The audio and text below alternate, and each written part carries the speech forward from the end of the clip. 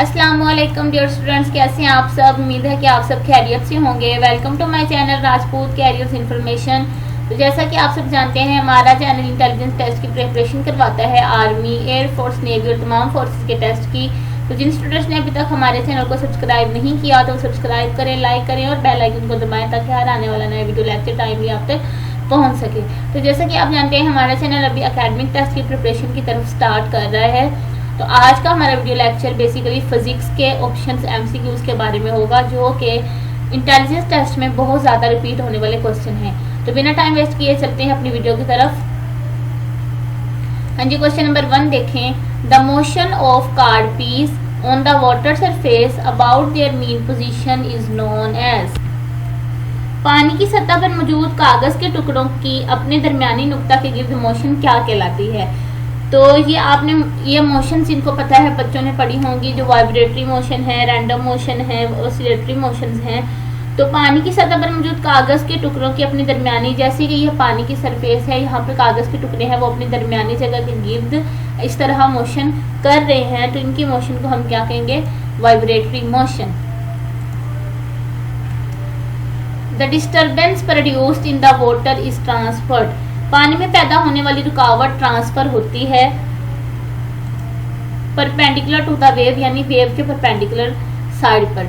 तो disturbance produce in the water is transferred. Disturbance जो कि प्रोड्यूस पैदा होती है इन वाटर, पानी में, इस ट्रांसफर होती है, तो वो परपेंडिकुलर टू द वेव यानी वेव के अमूदन ट्रांसफर होती है।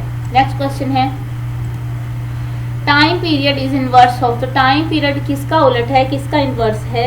टाइम पीरियड इनवर्स है फ्रीक्वेंसी का। इस तरह फ्रीक्वेंसी जो है वो टाइम पीरियड के इनवर्स है। जैसे अगर t is equal to 1/f होती है, तो इस तरह फ्रीक्वेंसी होती है 1/t। टाइम पीरियड और फ्रीक्वेंसी दोनों एक दूसरे के इनवर्स हैं। Next question, the part of a wave where the particles of medium are lowest from the mean position is called.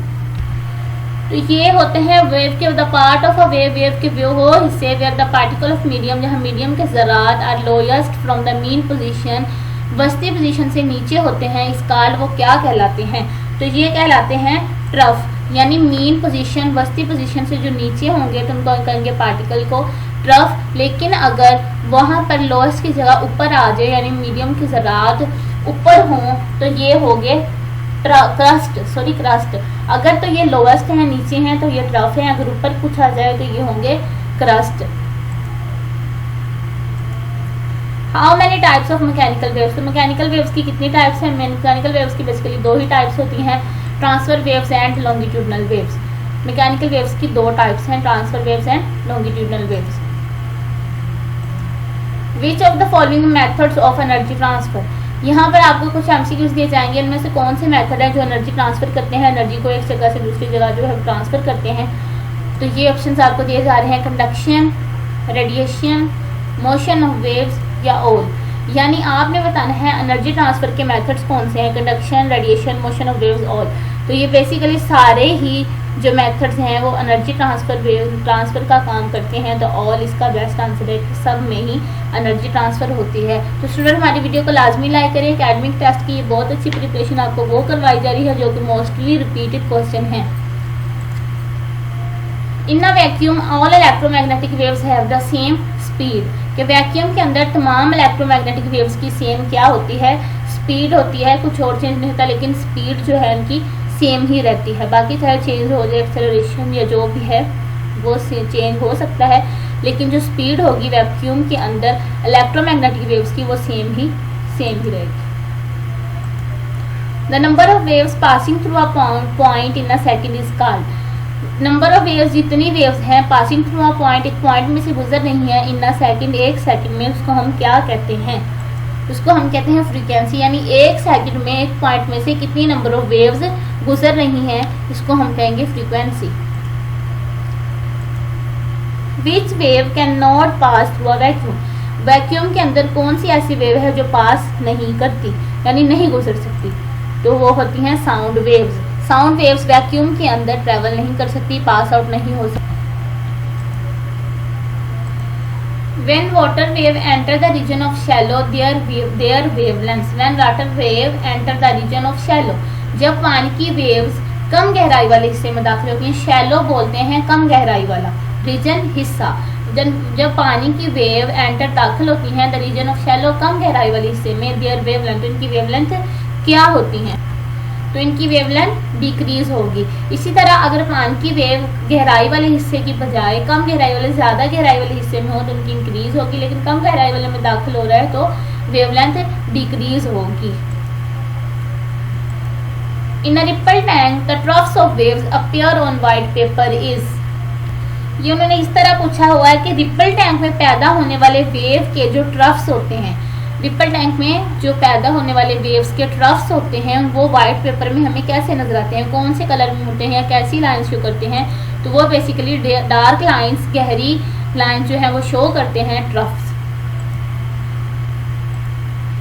Crust of waves in a ripple tank behave like convex lens and, crest of waves, waves के crest in a ripple tank, एक ripple tank के अंदर behave like, बर्ताव करते हैं, convex lens की तरह, and और किस तरह, यानी crust of waves, ripple tank जो क्रस्ट, रिपल टैंक में जो सॉरी क्रस्ट ऑफ वेव्स हैं वो कन्वेक्स लेंस की तरह बिहेव करते हैं, और किस तरह बिहेव करते हैं, एक तो सिंपली हो गया वो कन्वेक्स लेंस की तरह बिहेव करते हैं, और दूसरा उनका क्या काम है, वो लाइट को क्या करते हैं, अपीयर्स एज डार्क फिंगर्स, गहरे तौर पर जाहिर होते हैं, appear as coloured fingers, colour यानी कलर फिंगर्स की तरह शो होते हैं, कन्वर्ट्स द लाइट, लाइट को कन्वर्ट्स करते हैं, डाइवर्ट्स द लाइट और डाइवर्ट्स द लाइट, या फिर लाइट को डाइवर्ट करते हैं। तो इन चार ऑप्शन में से इसका बेसिकली आपने आंसर बताना है कि वो कन्वेक्स लेंस की तरह बिहेव करते हैं, और दूसरा लाइट को क्या करते हैं, कन्वर्ट्स करते हैं, डाइवर्ट्स करते हैं, कलर्ड फिंगर्स के तौर पर शो होते हैं, या डार्क फिंगर। तो इसका राइट आंसर सी है, ये है converts the light, convex lens के तौर पर काम करते हैं और लाइट को, रोशनी को कन्वर्ट्स करते हैं। The refraction of waves occurs due to the change in their, ये उन्होंने ये पूछा है the refraction of wave occurs, wave की रिफ्रैक्शन कब वाक़या होती है, due to the change in their, जब उनकी किस में चेंज आता है, तो किस में चेंज आता है, वेवलेंथ में, फ्रीक्वेंसी में, स्पीड में, या टाइम पीरियड में। तो इन चार ऑप्शन में से कौन सा सूटेबल आंसर है कि वेव्स की रिफ्रैक्शन कब पैदा होती है, जब इनमें चेंज आता है, किसमें, स्पीड में। तो आंसर हमारा राइट जो है वो है स्पीड। तो स्टूडेंट्स कैसा लगा आज का आपको हमारा वीडियो लेक्चर, वीडियो अच्छा लगा हो तो लाइक कीजिएगा और चैनल को सब्सक्राइब कीजिएगा। मिलते हैं अपनी नेक्स्ट वीडियो में, तब तक के लिए अल्लाह हाफिज़, अपना ख्याल रखें और दुआओं में याद रखें। अल्लाह हम सबका हामी और नासिर और मददगार है। Thank you.